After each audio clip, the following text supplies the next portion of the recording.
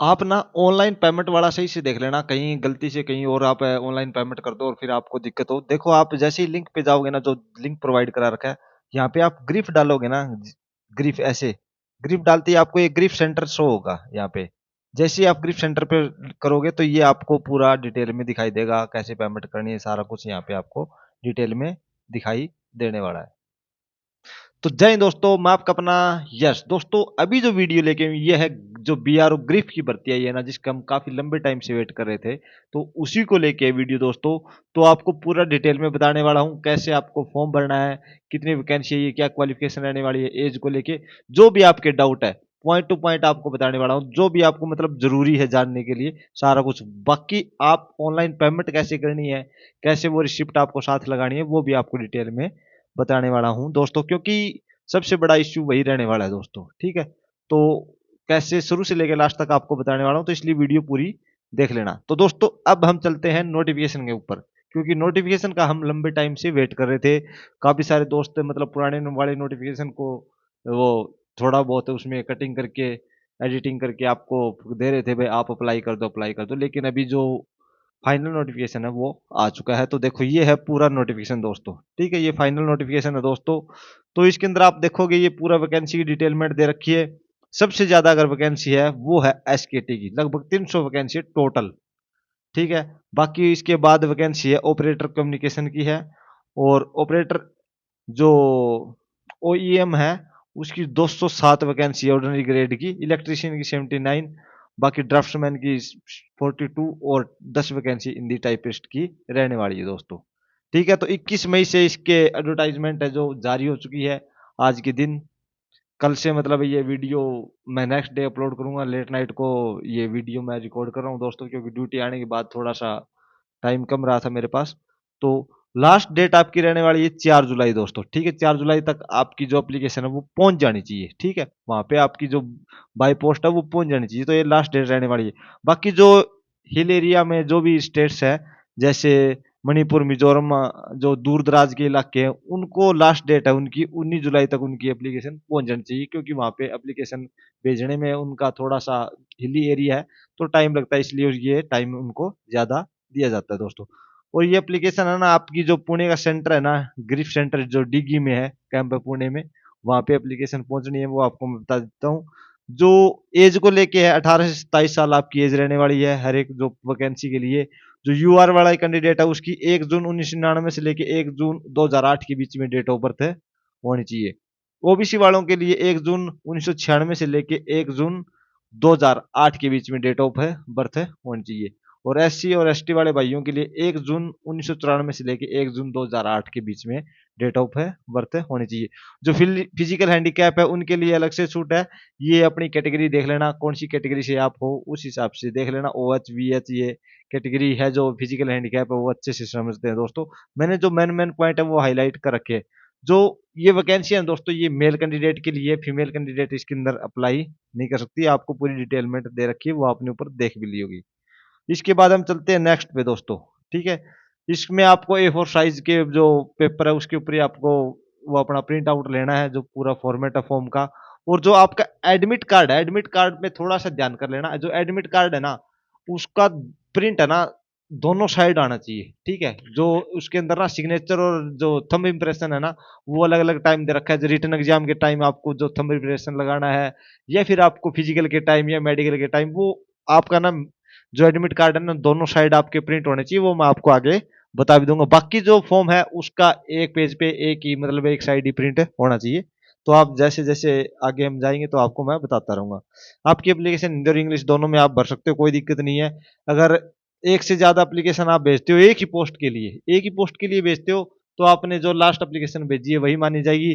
बाकी अगर एक से ज्यादा आप पोस्ट के लिए फॉर्म भर रहे हो तो आपको एक से ज्यादा एप्लीकेशन अप्लाई करनी पड़ेगी। कोई दिक्कत नहीं, आप एक से ज्यादा पोस्ट के लिए अप्लाई कर सकते हो दोस्तों। ठीक, तो और बाकी एक थोड़ा सा ध्यान रख लेना, जो फोटो आपकी 3 महीने से ज्यादा पुरानी नहीं होनी चाहिए, और आपके पास वो फोटो कम से कम 12 फोटो और होनी चाहिए, ताकि जो नेक्स्ट प्रोसेस है उस टाइम आप मतलब वही फोटो यूज कर सको।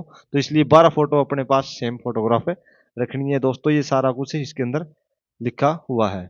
जहाँ पे ट्रेड टेस्ट है या रिटर्न टेस्ट है मतलब सभी के लिए मतलब आपके क्या होगा इसमें, रिटन टेस्ट होगा, फिजिकल टेस्ट होगा और टेस्ट होगा। तो अलग अलग मतलब जो एप्लीकेशन है, अलग अलग फीस उनकी, जो मतलब अलग अलग पोस्ट के लिए अगर अलग अलग एप्लीकेशन आपको भेजनी पड़ेगी, क्योंकि अलग अलग फीस भी उसकी पे करनी पड़ेगी। जो आपकी फिजिकल वगैरह है वो अलग अलग होने वाली है। अलग अलग वैकेंसी अगर पोस्ट के लिए अप्लाई कर सकते हो तो ट्रेड टेस्ट वगैरह भी अलग अलग होगा। ये सारा कुछ लिखा हुआ है। जो रिटर्न एग्जाम होगा वो भी अलग होगा, आपकी फिजिकल होगी वो भी अलग होगी। तो एक टेस्ट के लिए एक ही मतलब आप एप्लीकेशन अप्लाई करोगे, तो अलग अलग करोगे तो इसके लिए अलग अलग एप्लीकेशन आपको भेजनी है। वो मैं ऑलरेडी पहले भी बता चुका हूँ। और जो जो भी डॉक्यूमेंट आप भेजोगे, जरूरी उनकी फोटोकॉपी भेजोगे, तो वो सारे सेल्फ अटेस्टेड होने चाहिए या फिर किसी गजेटेड ऑफिसर से अटेस्टेड होने चाहिए दोस्तों। ठीक है। जो भी है भाई आपके सर्टिफिकेट लगाओगे तो ओबीसी या ईडब्ल्यूएस के या एससी एसटी के लगाओगे, तो वो एक साल से ज्यादा पुराने आपके नहीं होने चाहिए, नहीं तो वो रिजेक्ट हो जाएंगे दोस्तों। ठीक है। तो एक साल से ज्यादा पुराने आपके नहीं होने चाहिए, साफ साफ लिखा हुआ है। और अगर आप कोई भी एक्सपीरियंस लगाते हो, तो वह एक्सपीरियंस लगाते हो किसी भी प्राइवेट से संस्था का, आप जो एक्सपीरियंस लगाते हो, तो दोस्तों एक्सपीरियंस के ऊपर उसकी संस्था की सील लगी होनी चाहिए, जीएसटी नंबर वगैरह सब कुछ उसके ऊपर नोट है होना चाहिए। और आपने कितने टाइम से कब तक वहां पे आपने जॉब करी है वो भी उसके अंदर मेंशन होनी चाहिए।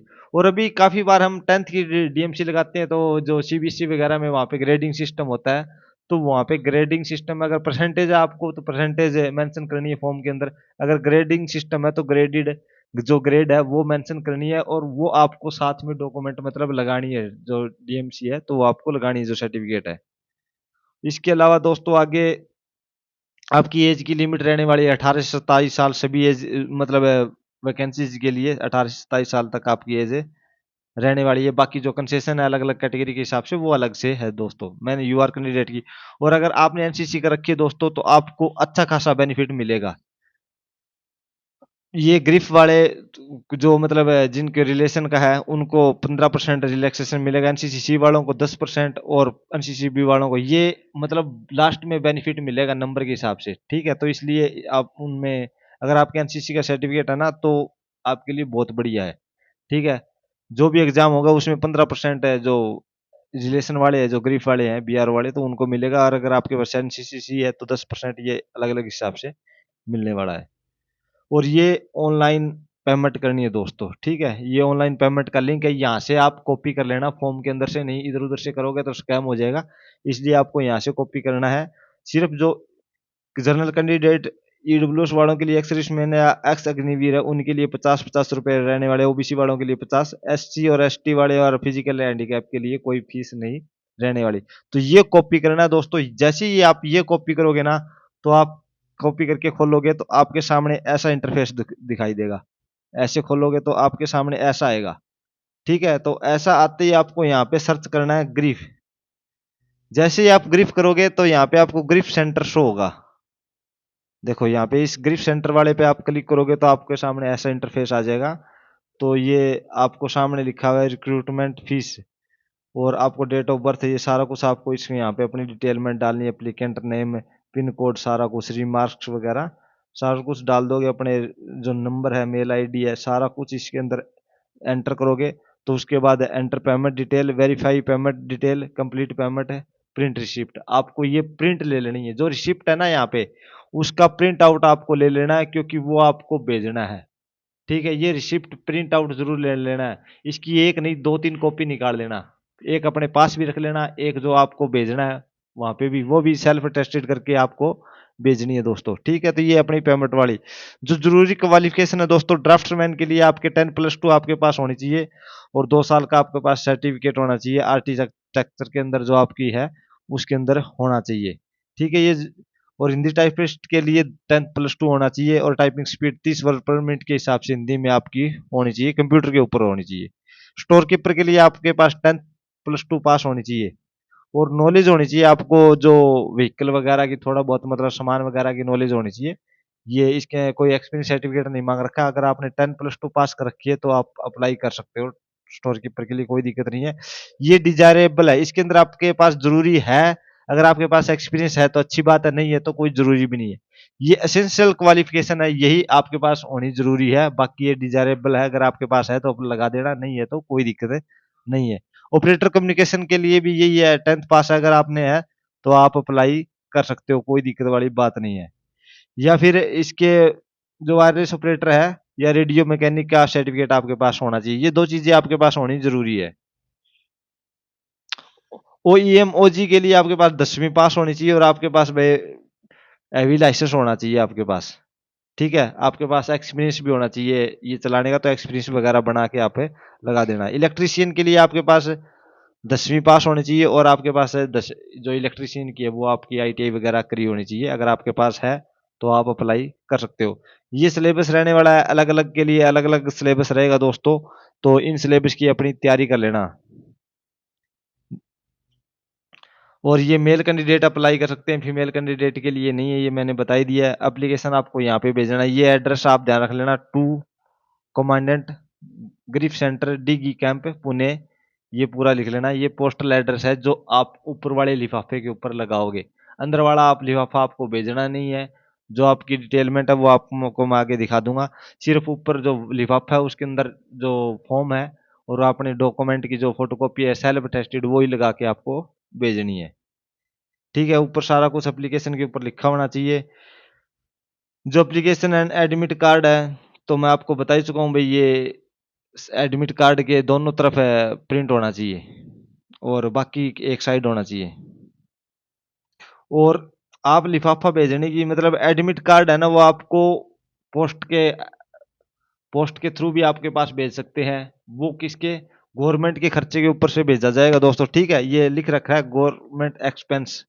या फिर आपको बीआरओ की ऑफिशियल वेबसाइट है ना, उसके ऊपर जिन जिन दोस्तों के एडमिट कार्ड आएंगे ना, बीआरओ की ऑफिशियल वेबसाइट के ऊपर शो होगा, तो इसलिए आपको अलग से लिफाफा नहीं भेजना जिसके ऊपर ना खुद का एड्रेस लिख के नहीं भेजते ताकि अपना एडमिट कार्ड घर पे आ जाए, तो वो वाला लिफाफा आपको नहीं भेजना। सिर्फ ऊपर वाले लिफाफे के ऊपर आप जो स्पीड पोस्ट के माध्यम से आप भेज सकते हो, भेजोगे, और अंदर उसके अंदर डॉक्यूमेंट और आपका फॉर्म भरा हुआ होगा, जो मैं फॉर्म आपको बताने वाला हूं दोस्तों।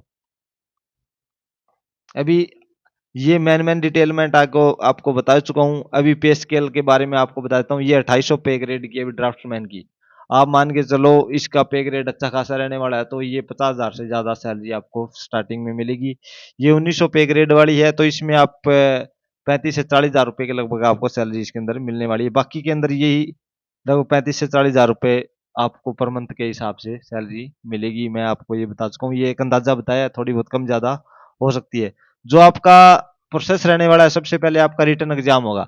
जो दोस्त रिटर्न एग्जाम क्वालिफाई कर लेंगे उनको शॉर्टलिस्ट करके फिर फिजिकल के लिए बुलाया जाएगा, और जिनका ट्रेड टेस्ट होना है उनका ट्रेड टेस्ट के लिए बुलाया जाएगा। फिजिकल से भी में होगी, नॉर्मल फिजिकल, कोई दिक्कत नहीं। जो ये क्वालिफाई कर लेते हैं उसके बाद उनको मेडिकल के लिए और डॉक्यूमेंट वेरिफिकेशन के लिए बुलाया जाएगा, और लास्ट में उनको ज्वाइनिंग दे दी जाएगी। मेडिकल इसके अंदर नॉर्मल होता है, कोई दिक्कत नहीं है। और फिजिकल आपकी 1.6 किलोमीटर 1600 मीटर रनिंग होगी 10 मिनट के अंदर, वो तो हर कोई कर लेता है, आप अगर पैदल चलोगे तो भी कर लोगे। और जो फिजिकल है वो और ट्रेड टेस्ट है वो सिर्फ क्वालिफाइंग नेचर का होगा, उसके अंदर आपके कोई नंबर नहीं लगने वाले, जो नंबर लगेंगे वो आपके रिटर्न एग्जाम के लगने वाले हैं। ठीक है, और जो भी कैंडिडेट का डीवी है, फिजिकल है, जो भी होगा वो पुणे सेंटर के अंदर होगा दोस्तों, वहां पे आपको रहने का प्रबंध अपने खुद से करना है। ठीक है, तो ये डॉक्यूमेंट आपको भेज ले भाई, आपको साथ में भेजने हैं फॉर्म के साथ, और ये ही चेक होंगे डीबी के टाइम। आप अपना देख लेना, ये डॉक्यूमेंट आपके चेक होने वाले हैं। जो फिजिकल का स्टैंडर्ड है हाइट का, तो दोस्तों अलग अलग स्टेट के हिसाब से अलग अलग हाइट दे रखी है। तो जो सबसे ज्यादा हाइट है वो हरियाणा, पंजाब, चंडीगढ़, दिल्ली, राजस्थान, वेस्टर्न यूपी के है, 162 सेंटीमीटर हाइट है इनकी मांगी गई है। और जो चेस्ट 76 सेंटीमीटर होनी चाहिए बिना फुलाए, फुलाने के बाद 5 सेंटीमीटर आपकी फूलनी चाहिए, तो 81 सेंटीमीटर हो जानी चाहिए। और वेट कम से कम 50 kg होना चाहिए। बाकी के लिए अलग अलग स्टेट के लिए दे रखा है, तो जो हिमाचल प्रदेश है, जो हिली एरिया के है उनके लिए 158 सेंटीमीटर है, और कुछ यूपी बिहार वालों के लिए 157 सेंटीमीटर है। तो अलग अलग स्टेट के हिसाब से अलग अलग दे रखे। गोरखा है उनके लिए 152 सेंटीमीटर हाइट रहने वाली है। और जो ग्रीफ है मतलब रिलेशन में आते हैं, जिनके पेरेंट्स ग्रीफ वगैरह में है या एक्सरिश मैन है, तो उनको भी हाइट में छूट भी है, 2-2 सेंटीमीटर की, 1-1 सेंटीमीटर की उनको छूट भी रहने वाली है। तो ये पूरा प्रोसेस रहने वाला है दोस्तों। अभी मैं बात करता हूँ जो एप्लीकेशन फॉर्म है, ये आपको प्रिंट करवाना है। सिंगल एक साइड के पेज पे आना चाहिए ये आपका फॉर्म। ये भी आपका एक साइड के फॉर्म पेज पे आना चाहिए। ये भी आपका एक साइड का पेज पे आना चाहिए। यहां तक आपको एक साइड के पेज पे ही ये प्रिंट निकलवाना है। एक साइड पे, एक साइड आपका व्हाइट रहेगा, एक साइड पे ये। लेकिन ये वाला एडमिट कार्ड है ना, ये वाला आप एक साइड तो यहां से लेके आपका यहां तक प्रिंट आ जाएगा, ठीक है। और दूसरी साइड उसी पेज पे, दूसरी साइड पे ये प्रिंट आ जाएगा। ये थोड़ा ध्यान रख लेना आपका ना, जो एडमिट कार्ड है दोनों साइड से प्रिंटेड होना चाहिए दोस्तों। तो यहाँ पे अगर मैं फॉर्म भरने की बात करूं, आपको डॉक्यूमेंट तो अपने सारे लगाने ही लगाने, उनकी फोटोकॉपी सेल्फ अटेस्टेड। आपको ये फॉर्म भरना है, ये ऑफिस के द्वारा भरा जाएगा, कोई दिक्कत नहीं है। यहाँ पे अपना नेम डाल देना है, एडवर्टाइजमेंट नंबर डाल देना है, कोड नंबर अपना पोस्ट का जो कोड नंबर है ना, आप पोस्ट पे देखोगे ना तो आपको कोड नंबर दिया हुआ मिलेगा अलग अलग वैकेंसी पोस्ट का, ठीक है। आप यहाँ पे मैं थोड़ा सा आपको दिखा देता हूँ दोस्तों, जो हर एक जो पोस्ट है उसका कोड नंबर आपको मिलेगा। एक बार थोड़ा सा मैं दिखा देता हूँ वो कोड। ये पोस्ट का कोड है ना, ये ध्यान रख लेना। ये पोस्ट का कोड, आप कौन सी पोस्ट के लिए भर रहे हो तो ये कोड नंबर आप ध्यान रख लेना, पोस्ट कोड। यहाँ पे पोस्ट कोड 1 है, 2 है, 0102 ऐसे अपना भर देना। ये ग्रिप सेंटर है, ये आपने किस पोस्ट के लिए, यूआर के लिए किया है तो यूआर अप्लाई कर देना। आप एक्सर्विसमैन के लिए मतलब कि सन हो तो यस कर देना, अगर नहीं हो तो नो कर देना। ये अपना सारा कुछ है हिसाब से, ये अगर नहीं है तो नो कर देना। एनसीसी बी का सर्टिफिकेट है तो यस कर देना, नहीं तो नो कर देना, ठीक है। ये सारा कुछ है। आपको स्पोर्ट्समैन हो तो यस कर देना, नहीं तो नो कर देना। और उसके बाद आपको किस लेवल पे आप खेल रहे हो वो भी अपना मेंशन कर देना है। डिस्ट्रिक्ट लेवल पे खेल रहे हो तो मतलब स्टेट लेवल पे खेल रहे हो तो उसके लिए देखो ये कॉलम 5H, ये स्टेट लेवल पे 1, और 2 for district and 3 for university level, इस हिसाब से अपना मेंशन करना है। तो आप किस लेवल के स्पोर्ट्समैन हो, अगर नहीं हो तो एन कर देना, कोई दिक्कत नहीं, स्पोर्ट्समैन के लिए ये दे रखी है।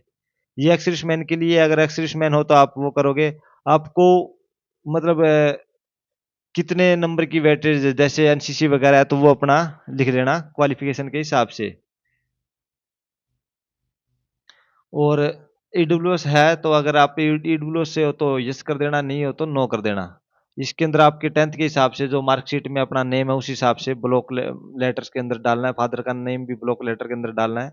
डेट ऑफ बर्थ डाल देना, परमानेंट एड्रेस डाल देना दोस्तों। और जो प्रेजेंट में अभी रह रहे हो, अगर परमानेंट सेम है तो दोनों का सेम डाल देना, नहीं तो अलग अलग एड्रेस पे रह रहे हो तो अलग अलग पे, ताकि आपके पास पोस्टल एड्रेस पिन के साथ भेज देना, ताकि आपके पास डाक पहुंच सके। एप्लीकेशन फीस मैंने आपको बताई दिया है, जो फीस है वो अपना प्रिंट आउट भी निकाल लेना, और किस डेट को आपने ट्रांजैक्शन करी है वो डाल देना। और पेमेंट का ऑनलाइन जो रेफरेंस पेमेंट है का जो नंबर आता है वो भी इसके अंदर डाल देना है। कौन से बैंक से आपने करी है, एसबीआई बैंक से कर रहे हो तो आप एसबीआई बैंक का डाल देना। अमाउंट कितनी कर रही है, 50 रुपये करे हैं तो 50 रुपये डाल देना। ये जरूरी क्वालिफिकेशन है वो डाल देना। यहाँ पे ज़रूरी क्वालिफ़िकेशन डाली जाएगी। यहाँ पे आपकी टेक्निकल क्वालिफ़िकेशन की डाली जाएगी, परसेंटेज वगैरह, ग्रेड वगैरह यहाँ पे अपने डाल देना। अपने लाइसेंस के बारे में पूरी डिटेलमेंट यहाँ पे देना है दोस्तों। और एक्सपीरियंस बताना है कितना, कब से कब तक आपने कौन सी मतलब संस्था में काम किया है, किस तरह का काम किया है। तो ये बीआरओ वालों के लिए अगर आपके पास है तो ठीक है, नहीं है तो नो। अपना आधार नंबर डाल देना, मोबाइल नंबर डाल देना, आधार कार्ड नंबर की कॉपी अटैच करनी है, मेल आईडी प्रॉपर तरीके से चल रही होनी चाहिए, ये डाल देना। पहले से यहाँ पे लेफ्ट थंब का मतलब है, लेफ्ट हैंड के जो थंब है उसका इंप्रेशन, और यहाँ पे अपने साइन कर देना। तो ये आपने भर दिया। इसके बाद अपना एडमिट कार्ड, एडमिट कार्ड ये ऑफिस वालों के लिए, ये आपको नहीं फिलअप करना, यहाँ पे फोटो चिपकानी है, यहाँ पे पूरा एड्रेस आपको डालना है, हाउस नंबर वगैरह ये पूरी डिटेल में डालनी है। यहाँ तक आप जिस टाइम आप एप्लीकेशन भर रहे हो अपना सिग्नेचर करना है, और लेफ्ट हैंड थंब डाल यहाँ पे डालना है, और किस ट्रेड के लिए अप्लाई कर रहे हो वो डालना है। उसके बाद ये ना आपको कुछ भी फिलअप नहीं करना, ये रिटर्न टाइम के एग्जाम आप टाइम आपसे भरवाया जाएगा जिस टाइम आप रिटर्न एग्जाम दोगे, ठीक है। और ये फिर फिजिकल के टाइम आपसे ये आपके टेस्ट के टाइम मतलब आपका सामने से साइन करवाया जाएगा। ये आपकी जो प्री मेडिकल के वगैरह के लिए टाइम कराया जाएगा, और ये आपका ज्वाइनिंग के टाइम। तो ये आपको खुद से अभी नहीं डालना, जिस टाइम आपका एग्जाम वगैरह होंगे उस हिसाब से वो अपने आप है अपनी आंखों के सामने करवाते रहेंगे। तो ये अपना प्रिंट आउट सभी निकलवा के अपने जो भी डॉक्यूमेंट है वो सारे, मतलब उनको सेल्फ टेस्टेड करके उनकी फोटो कॉपी को सभी को क्लोज करके फोटो वगैरह चिपका के और एक लिफाफा लेके उसके ऊपर एड्रेस लिख के टू कमांडेंट जो ग्रिफ सेंटर का एड्रेस दे रखा है वो डाल देना। जो आपको एक ऐसे टाइप का आएगा लिफाफा, ये जो अपने आपके पास सर्टिफिकेट तो वगैरह है ही ओबीसी वगैरह के, वो आप लगा सकते हो। तो यहाँ पे ये ऐसे पूरा वो लिफाफा होगा। ठीक है, यहाँ पे एप्लीकेशन फॉर द पोस्ट लिखना है ऊपर की side, application for the post. फिर कैटेगरी लिखना है यहाँ पे, फिर यहाँ पे टू कमांडेंट ग्रिफ सेंटर का पूरा एड्रेस लिख देना है। यहाँ पे कोने में अपना भी एड्रेस डाल देना ताकि मिस्टेक से अगर कहीं मतलब मिसप्लेस हो जाए तो आपकी डाक वापस भी आ सके, यहाँ पे डाल देना। और इसके अंदर आप यहाँ पे स्पीड पोस्ट करवाओगे वो तो अपने आप स्टैंप वगैरह लगा देगा। और इसके अंदर जो सारे डॉक्यूमेंट है वो डाल के और सेंटर को भेज देना। बाद में अपने ऑफिशियल वेबसाइट पे जिस टाइम आपके एडमिट कार्ड वगैरह आएंगे उस टाइम हम आपको बता देंगे। ये है पूरा प्रोसेस दोस्तों। अगर वीडियो अच्छी लगी चैनल को सब्सक्राइब कर लेना और अपने दोस्तों को भी शेयर भी कर देना। जय हिंद दोस्तों, जय हिंद, जय भारत।